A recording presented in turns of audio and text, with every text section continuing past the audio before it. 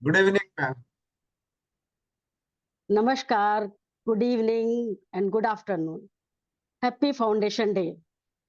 On behalf of Indian section, I welcome all brothers and sisters in the special lecture organized by Indian section on the auspicious occasion of 149th Foundation Day of Theosophical Society. On behalf of Indian section, I welcome today's chief speaker, Sister Svitlana Gavrylenko, General Secretary of TS in Ukraine. She will be presenting lecture on transformative potential of Theosophy.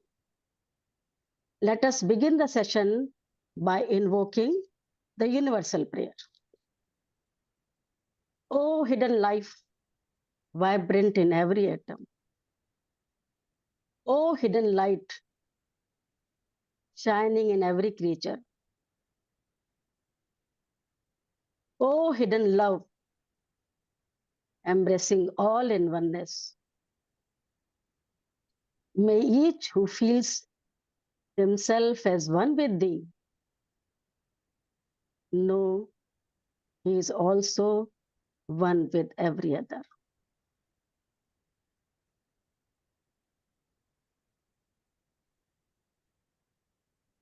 Thank you. First of all, we all pay our reverence to the great masters of the great white brotherhood. By their will and guidance, the Theosophical Society came into existence. We also pay our gratitude to co-founders, Madam Helena Petrovna Blavatsky and Colonel Henry Steele Olcott, who implemented the will of masters on 17th November 1975 in New York. Last but not the least, we pay our gratitude to all the presidents of TS and the dedicated and devoted theosophists of all over the world. Now it's my privilege and honor to introduce Sister Svitlana Gavrylenko. Sister Svitlana Gavrylenko lives in Kyiv, Ukraine. She is TS member since 1998 and General Secretary in Ukraine.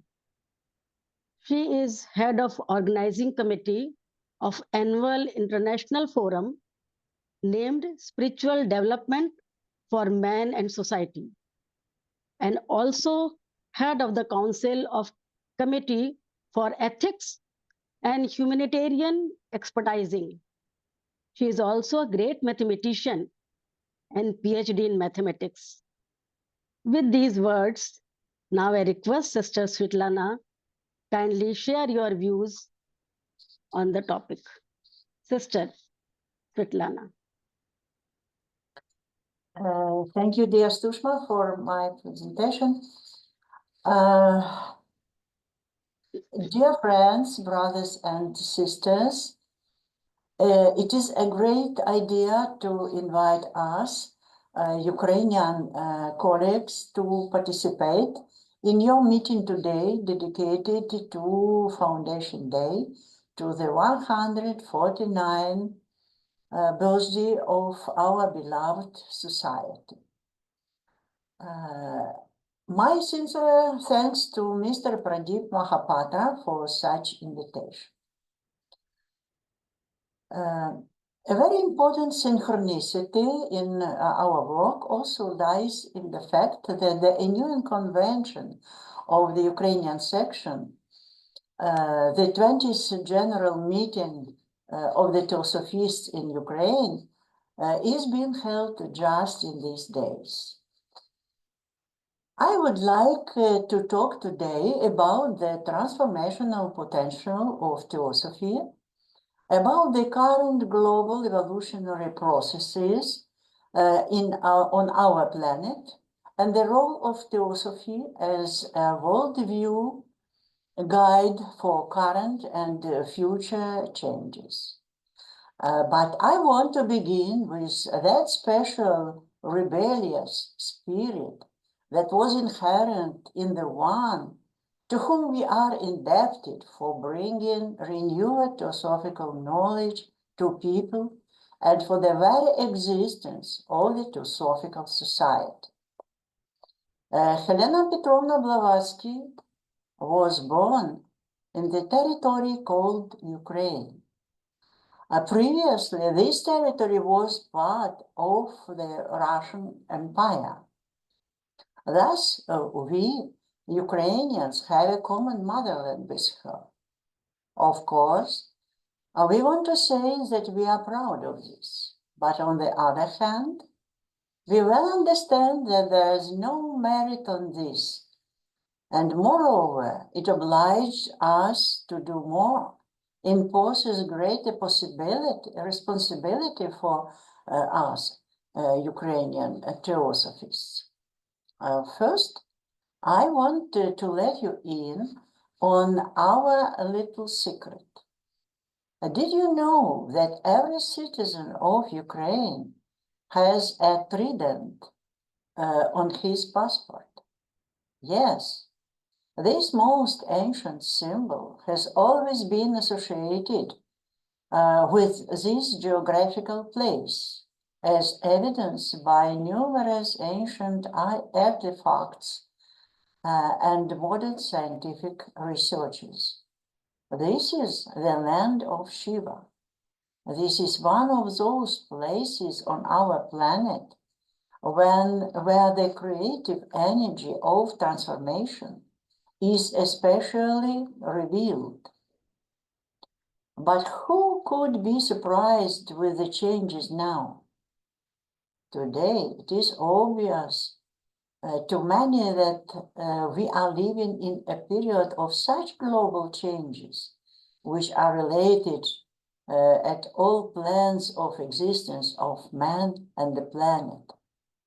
And now imagine how we should live in the era of changes, in the place where the energy of transformation is already go full speed. I assure you that there is nothing else left but to change ourselves and to do it urgently. So, dear friends, Helena Blavatsky was born on the land of Shiva. This land nurtured her. She spent her childhood years here, and from here she set out to transform the world. Now I want to share with you my short presentation, if it is possible.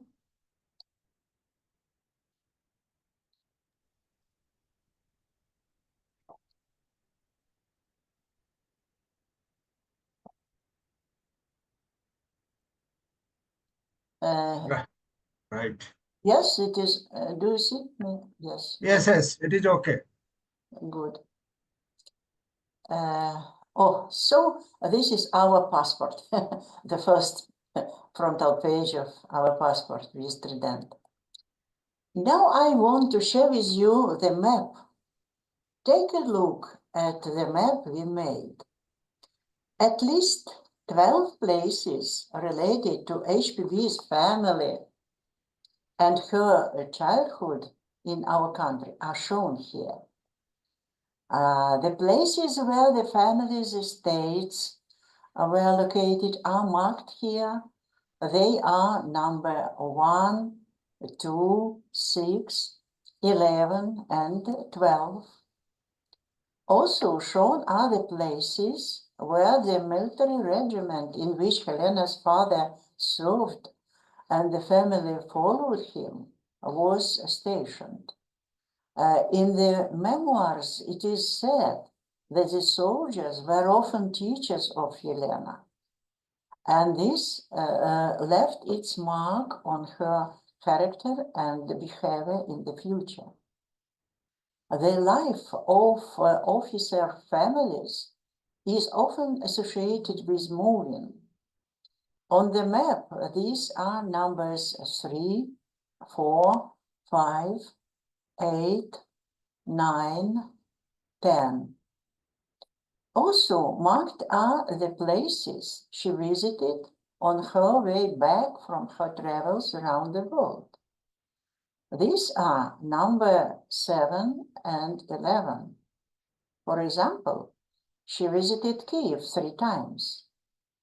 The soloist of Kiev Opera was a good friend of H.P. Blavatsky, Agardy Mitrovich. A tragic page of her life is connected with Kiev. Her adopted son, whom she loved very much, died here. She was tenderly attached to this boy, who suffered from a serious congenital disease. Among all these places associated with Blavatsky, 2 are the most significant, namely Katerinoslav, where she was born. Now it is the city Dnipro, it is number 6, and Odessa, where she returned many times after her travels around the world. It is number 11. As soon the current war is over, we dream to invite all interesting Theosophists to visit the birthplace of H.P. Blavatsky. As far as I know, from among the Indian colleagues, only Mahendra and Shashi singles have been there. Today, there remains a house that belonged to the family and in which HPB was born. This building is now the State Museum Center of H.P. Blavatsky and her family. I'd like to, this is this building. I'd like to say a few words about Odessa. In Odessa, there was a house of the Fadeyevs, HPB's grandparents, and Helena often visited them as a child. In the summer, she lived with their grandparents in Pavlinka's country estate near Odessa. Now that estate does not exist. There is one of our branches in the city Odessa. They bought a house with a large plot of land in Pavlinka and are creating a cultural center named after Helena Petrovna Blavatsky there. There are already a museum room, guest rooms, a planted fruit and flower garden. We hope that in the future there will be a place of our summer Theosophical programs. HPB's aunt Nadezhda Fadeyeva lived in Odessa, with whom they were very close. Nadezhda shared the Theosophical views and created a group to master Theosophical knowledge.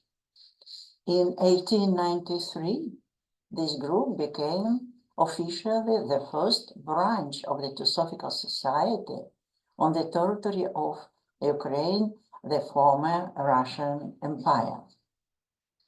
Another interesting fact, it was in Odessa that Nadezhda Fadeyeva received the first letter from the Mahatma in the history of the Theosophical Society. It happened in the year of 1870. In that letter, the master informed her relatives not to worry about Helena, that everything will fine with her, and she would return home after a certain period of time. Everything happened exactly like that. It is also interesting that it was from Odessa that Helena Petrovna went to fulfill her mission and never returned to her native places. Now I will stop my presentation and go on. What this woman managed to accomplish is tremendous. She gave a new direction to the development of consciousness of the fifth subrace. Of course, at the same time, with her and after her, other cellists were successfully working on this task in the world, but she was the flagship.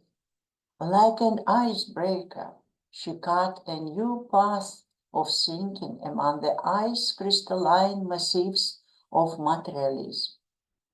After the secret doctrine, the world could not remain the same.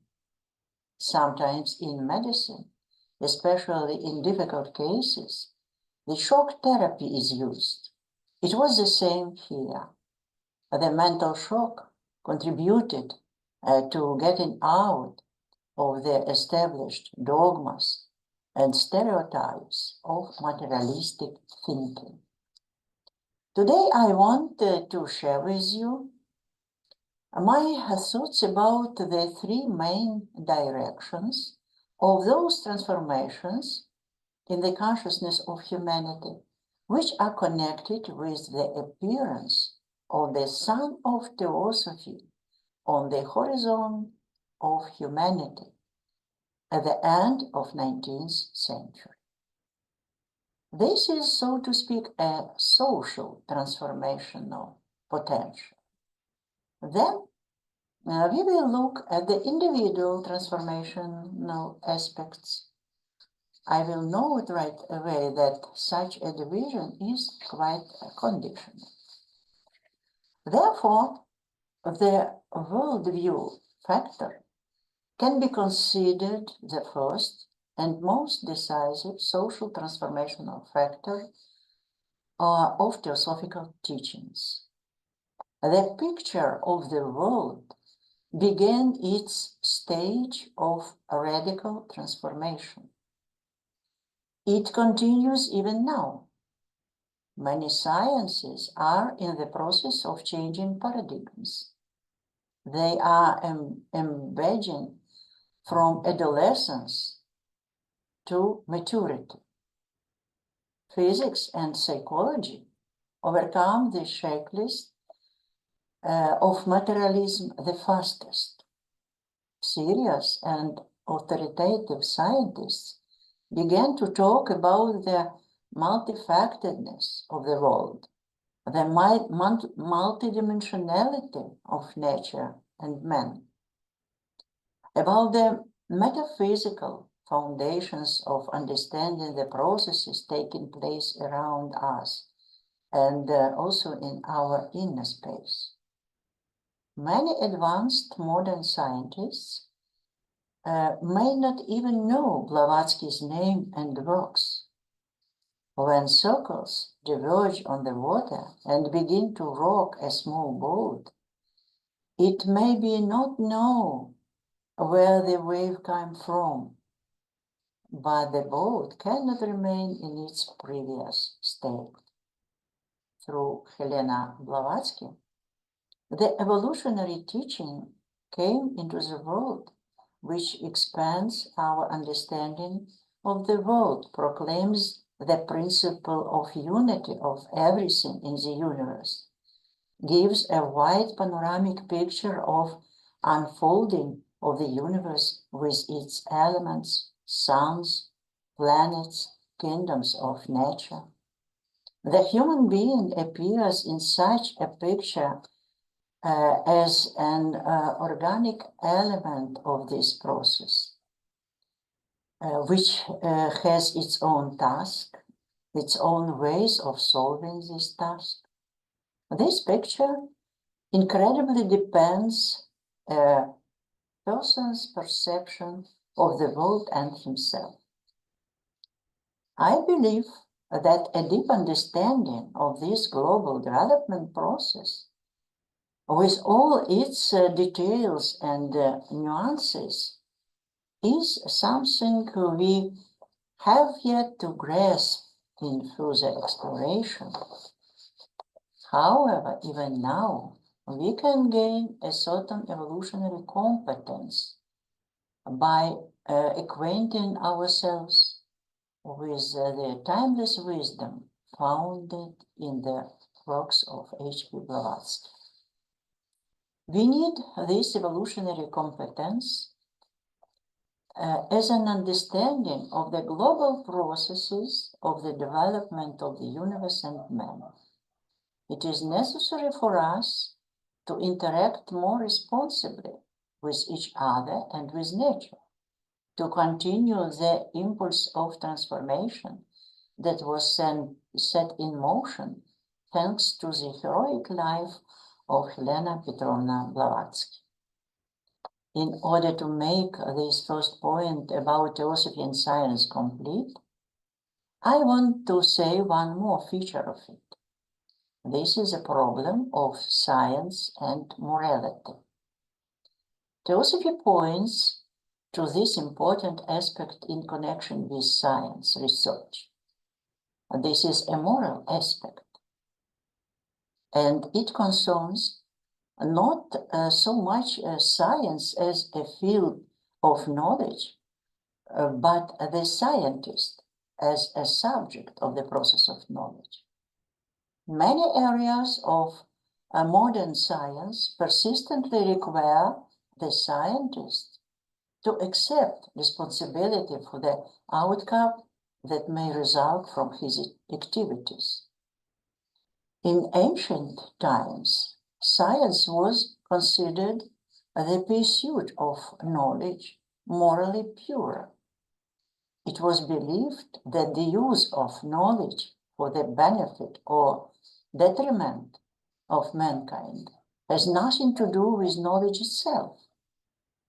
Therefore, questions of morality were not directly related to science.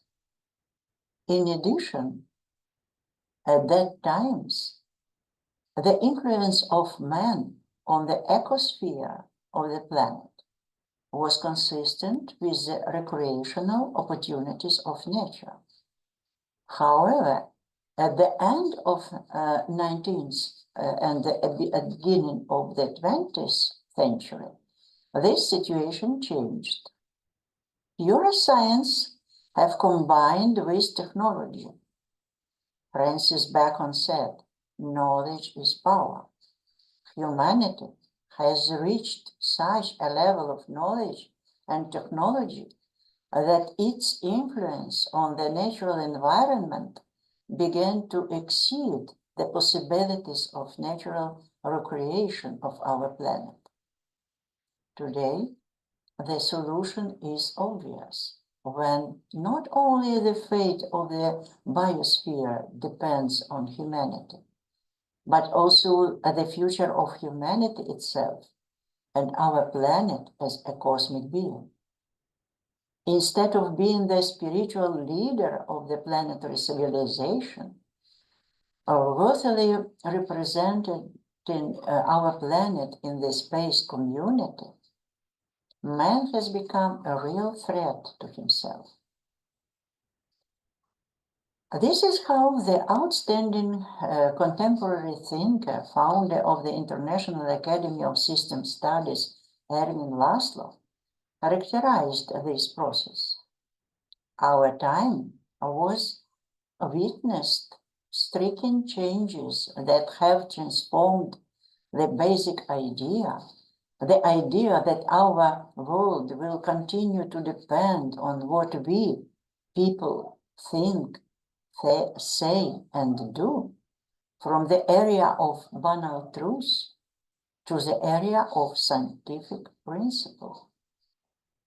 This poses today to science in general and to each specific scientist the most acute problem of morality, ethics, responsibility for the achievements they make and for the social and ecological consequences they initiate. Today, this is the most significant turning point that science must make in its development in order to enter a new round of the evolutionary spiral.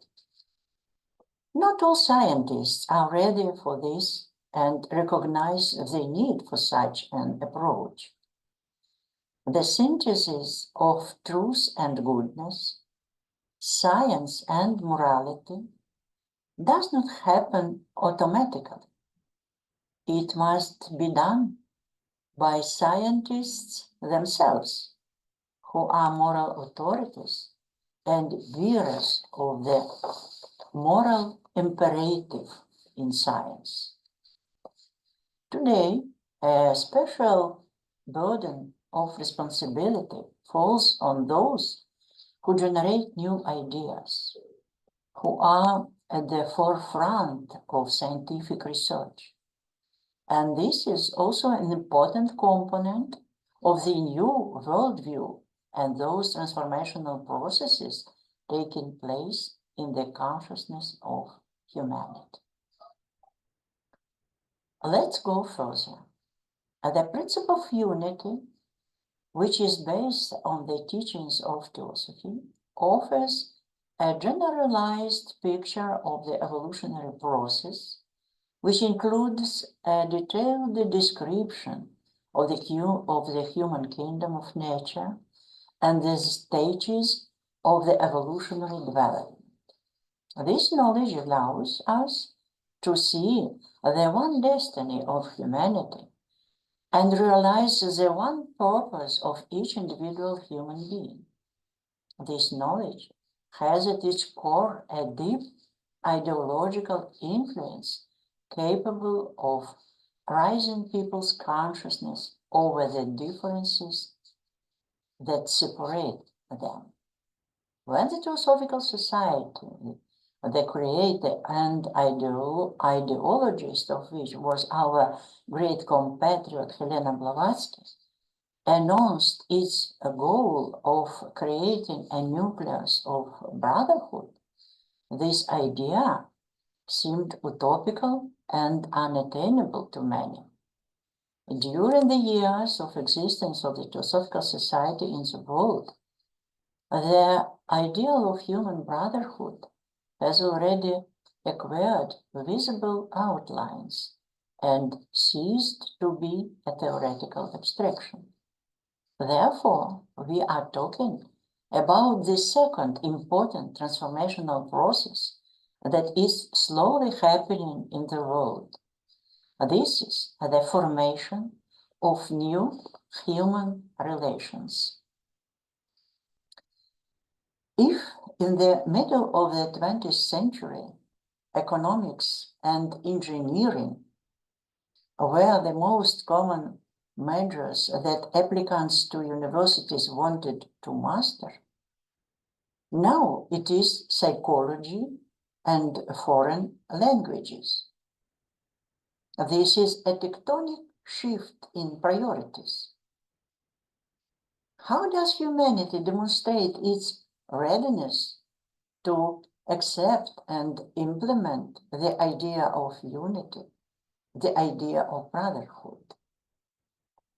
This is done in no other way than through the art of building the right human relationships, the art of establishing non-antagonistic interaction between people, between the kingdoms of nature, between nations, between peoples and states, in politics, in the economy, even in the process of build relationships not based on the demands of our greedy and aggressive personality, but under the guidance of our higher self, our true teacher and guiding unifying principle, whose main manifestations are love and altruism. On the one hand, These changes correspond to the divine plan and are therefore in some way inevitable. On the other hand, humanity must have a vanguard that directs such progress and points the way. The masters created the Theosophical Society precisely with this goal in mind, to gather those who can pave new ways, become such a vanguard. And this does not mean technological innovations at all. This refers to the inequalities that people consciously cultivate inside themselves, improving all forms of their manifestation in the world, thus influencing their environment and changing the spiritual climate of society. Thus, we can see that today we have a very large theoretical and practical baggage to implement the idea of the brotherhood. In fact, the entire teaching of Theosophy is aimed at explaining to man the fundamental unity of all things, in particular the fundamental unity of humanity. If such principles are accepted and assimilated, they will lead to appropriate actions and deeds, and then the world around us change. The new worldview prompts a person to accept new levels of responsibility and awaken the need for personal participation in the tasks of rebuilding life on new, more noble and perfect grounds. In the key to Theosophy, HPB called altruism an integral part of self-development.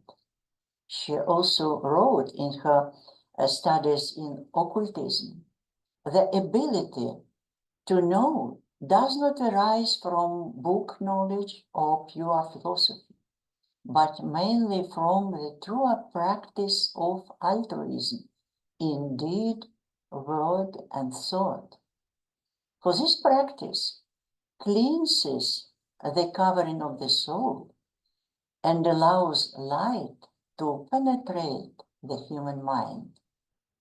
Since the human mind is a stage of vigor, in the state of vigor is receptive, it must be purified from sensory perception. And the most correct way to achieve this lies in the combination of philosophy with the highest external and internal virtues. According to HPB in your occultism and the occult arts, only altruism can lead an individual to the fusion of his tiny self with the universal self. And finally, the third factor that generates global social transformational processes. It is also based on the principle of unity.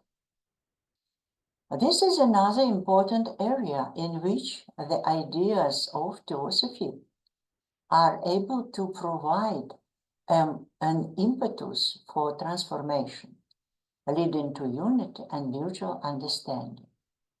This is the realm of religions. It is very painful for humanity today because more than half of the military conflicts in the world take place on religious grounds.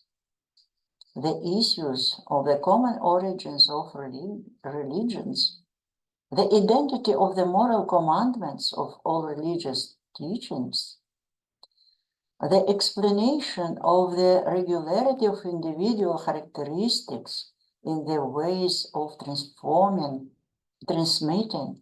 a knowledge of timeless wisdom by each individual religion, these issues are given attention in Isis Unveiled and other works of HPB.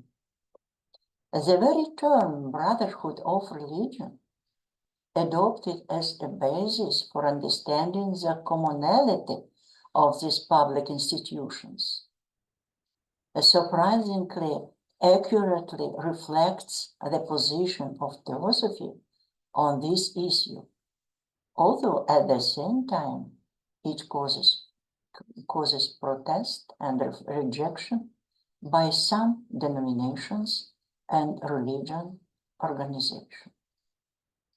The world's religion are not coping today with their task of satisfying the spiritual needs of people. It is sad, but it is religion that often becomes the source of aggression and conflicts in the world, supporting the fanaticism of their followers. The dogmatized knowledge of the Church is closed to the perception of new ideas, does not satisfy the inquisitive mind of today's educated person, and cannot assimilate modern scientific ideas. And at the same time, the idea of the brotherhood of religion is gaining its supporters in the world more and more actively. And Theosophy asserts itself as the religion of wisdom for the future planetary civilization. All that has been said about the social transformational processes initiated by the entry of Theosophy into the consciousness of humanity is undoubtedly related to each individual person who is the bearer of the knowledge and the model of the corresponding way of life. Now I want to supplement what was said earlier about the social transformational processes with some aspects that directly concern the person who begins to study the primordial wisdom of Theosophy. Here I want to refer the authoritative sources which highlight the important, in my opinion, individual features of those transformational potentials embedded in the Theosophical teachings. The fourth president of the Theosophical Society, Shurupamulaji General Dodasa, in his excellent book, Practical Theosophy, stated, there are three fundamental truths of Theosophy that change a person's attitude to life as soon as he begins to apply them. Here they are. The first, man is an immortal soul which through the ages grows to the ideal of perfection. The second, soul grows, occurs through learning to cooperate with the divine plan, which is evolution. And the third, man learns to cooperate with the divine plan, first of all, by learning to help his fellow human beings. I consider those words extremely important in characterizing what distinguishes a Theosophist from an ordinary man who has not yet mastered the divine wisdom and has not risen to the level of cooperation with evolution. we understand very well that such cooperation can only be achieved by removing our little self from its pedestal, that is, by taming and subduing our lower nature, our persona, our personality.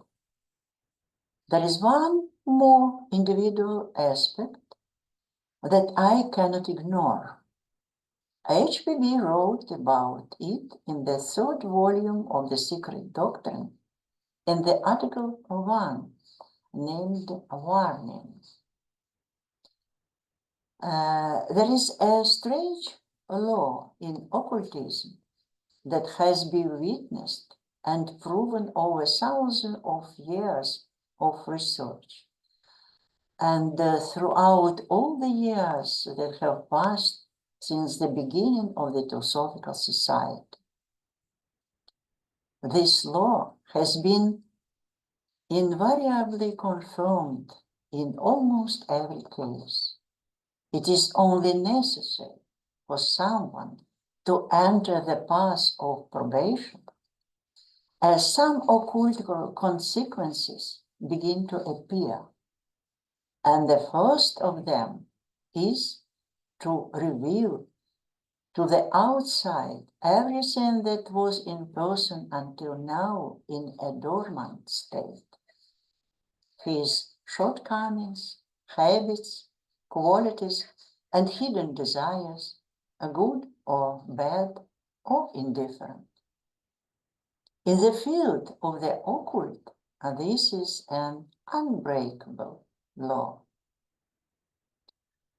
I think that each of us can confirm these words. Moreover, work on this leads to internal transformations, a deeper knowledge of oneself, one's capabilities, one's strengths and weaknesses.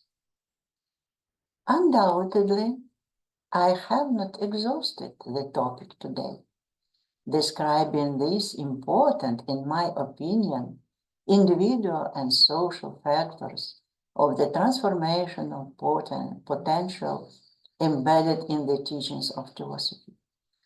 There are other spheres of human activity where the unifying power of the ideas of Theosophy has begun to manifest itself, and this has a great future because we, as humanity, are entering the upward spiral of our development. Together, these processes are heralds of the new era and determine the basis of the formation of future culture and civilization. And let's not despair that the tendencies towards unification and the process of synthesis are not going as fast as we would like. Haste is not characteristic of nature, and human consciousness is the greatest value for the Creator. Therefore, we thank Helena Petrovna Blavatsky for the opportunity given to us, and will be happy for the small step that each of us personally and all of us can take in the direction of developing our own ideas about the universe and man. And we will look to the future with hope. After all, our future is bright and beautiful. How wonderful that you and me, living so far from each other on different continents, have taken upon ourselves the responsibility to carry these changes, understand and support each other on this glorious and such a difficult path. Dear brothers and sisters, thank you very much for attention.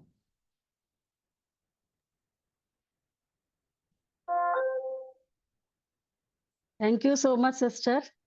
We have benefited a lot by your excellent exposition on the subject. You have thrown light on the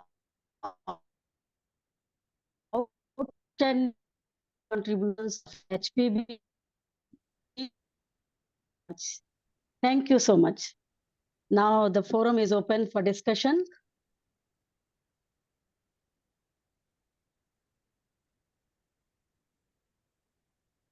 Many senior members are present here.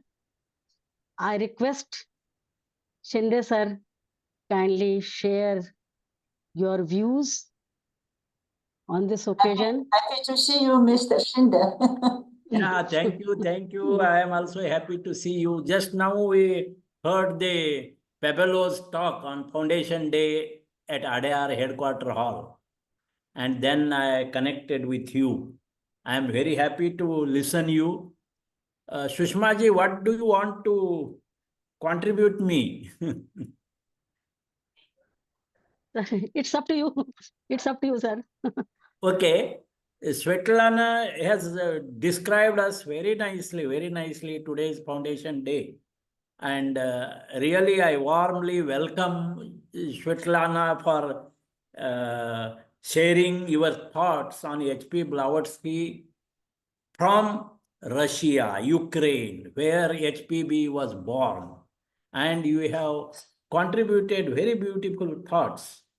And you emphasized on idea of unity, the fundamental unity of between men, between plants, between animals, and interrelationship.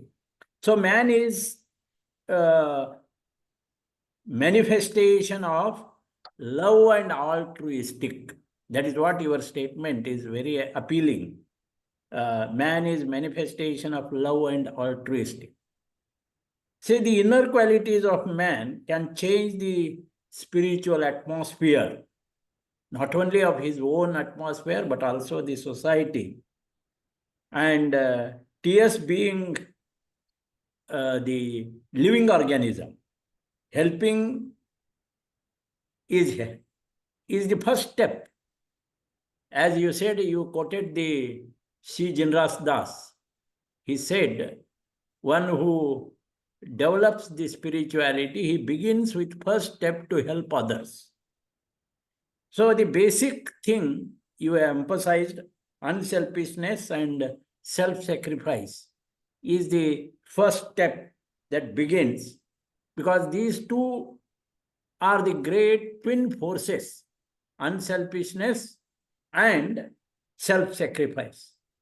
We are happy to see the memorable places of HPB in Ukraine, with you, which you've shown us, her house where she born, and how you have decorated that house collectively, and also HPB's cultural center, and very nice programs of local children on Theosophy as held there. All this we enjoyed, and you pointed the HPB's influence on social transformation, on scientists, how they begin to talk about metaphysical, and influences of man on ecosphere of the earth. So, as you emphasize, knowledge is the power. We must use this knowledge of Theosophy rightly. Otherwise, our personality gets more and more strengthened, and we forget to sacrifice, and the selfishness prevails. And therefore, one of the adepts, as it is said, personality is the passing flash. We must not give much importance to the short-time personality. Soul is growing. life after life, soul is growing and civilization is growing. Rather, humanity is growing, civilization after civilization. So this is what you have contributed, and we seek to bring men to sacrifice their personality and act more and more unselfishly. I think the art of living and loving is the art of self-transformation. We have that potential. So practical theosophy is art of self-transformation. That is our theme. And you emphasize that the spiritual and psychic, HPV herself has emphasized, there has to be blending of psychic, human psyche, and spirituality. There should be blending of spirituality and human psyche. And these together, they must blend with the nature. So if this is what HPV focused, and this house, he said, how it affects our whole ecosphere. And we are very happy to listen you on this occasion of Foundation Day. I congratulate you, Svitlana, and hope to meet you soon during convention. Thank you very much. Thank you for contribution. Thank you, dear Chandrakant. My best regards to all brothers and sisters of Indian section, and also to the co-workers of our headquarters in Adyar. Our best regard from all Ukrainian members. Thank you. Thank you. Narendran. Sister, brother Arni Narenji, do you want to share something? Please share your views. So namaste to everybody in this session, especially to Sister Svitlana. I've been in touch with Sister Svitlana from 2020 onwards, and I found her an amazing personality. She doesn't speak Theosophy, she acts Theosophy. The kind of work she's been doing in Ukraine single-handedly, of course, she's built up a very good team over these years. For you is to see and believe it. Her magazines, despite the challenges in the country, her magazines reach me every time in my mailbox in time, the science magazines. Her work for the children destitute of war is regularly posted. And for us, it's amazing to take her example as how, instead of speaking lofty about our founders, how we practice it. I think she's an exemplifier in the highest sense. Blavatsky says, the essential nature of man is divine. Then the question would be, in that case, why are we so beastly? Why are we so satanic? She also says, the reason being that we are all selfish. The moment we are selfish and self-centered, this divinity in us is not manifested. So this concept of altruism which she spoke, and also she intermingled the modern day science, which has become inevitable part of our life day to day. Technology, artificial intelligence, all this is leapfrogging day by day. And for an organization like Theosophical Societies, which has been facing the challenges of time for over 150 years, I think her talk makes a lot of contextual reference to scientific development and how, as Theosophists, the transformation has to sync with the development all around us. Because individual development is a reflection of the universal development. And talking of universal brotherhood, unless the transformation comes from within, it is very, very difficult. People like Blavatsky, other founders, Alcott and Judge, we need to salute them on this foundation day of the TS, New York, 1875, November 17th. Did they ever imagine that we'll be talking about them after 150 years almost? Such amazing souls. That's why we always refer to Theosophy as ageless wisdom. I was fortunate in attending the history conference for the last 2 days in Ascona, Switzerland. I'm sorry, many of you missed it out. It was a fantastic opportunity. We heard so many speakers speak about Blavatsky's reference point. And I was amazed to see that as Theosophist, being here almost for 40 years, I missed so many points of inspiration from Blavatsky that many people have had all over the world. One such was Carl Jung. Carl Jung, was an Austrian psychiatrist and psychoanalyst. I was told he was surrounded by Theosophists and he was influenced greatly by Madame Blavatsky. So the psych that we're all discussing about and Carl Jung's theory, which has now become, of course, outdated, at this point of time, that was the most modern thinking of consciousness, of the subconscious, or the superconscious, are all concepts which Blavatsky took to the West. So Blavatsky is going to be more meaningful in the future. And I thank Svitlana to have specifically pointed about her relevance today. And we are very, very fortunate that we have all brothers on the path of Theosophy, and the Theosophical Society is now becoming more relevant to the modern world.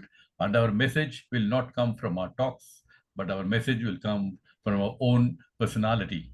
That will reflect the philosophy that we understand, the wisdom that we understand, and how we are able to relate and contextually help the outer world to transform. Thank you very much, Sister Svitlana. Thank you, Brother Pradeep and Madam, for this opportunity. You took me unawares. It's okay. Thank you very much again. Thank you, Arnie, for your good words, and my best congratulations with the Foundation Day to the Mumbai HPB Lodge. I saw your photos with Pablo and Michelle Sanders, and they are now maybe in Mumbai. Thank you. Thank you. Thank you, Shinde sir and Arni Narendra sir, for sharing your views. If anyone wants to add something or wants to say something, most welcome. Thank you.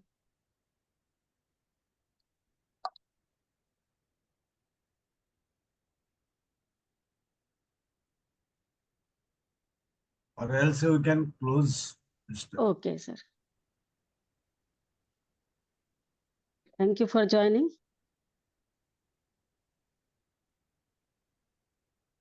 Asato ma sadgamay, tamso ma jyotirgamay, mrityorma amritam gamay. From the unreal lead us to the real, from darkness lead us to light, from death lead us to immortality. Sarve bhavantu sukhna, sarve santu niramaya, sarve bhadrani pashyantu, ma kaschit bhag bhave. Shanti, shanti, shanti.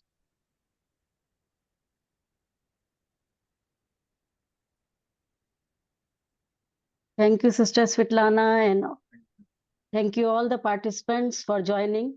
Thank you. Thank you very much. Thank you, Thank you. Svitlana. Thank you.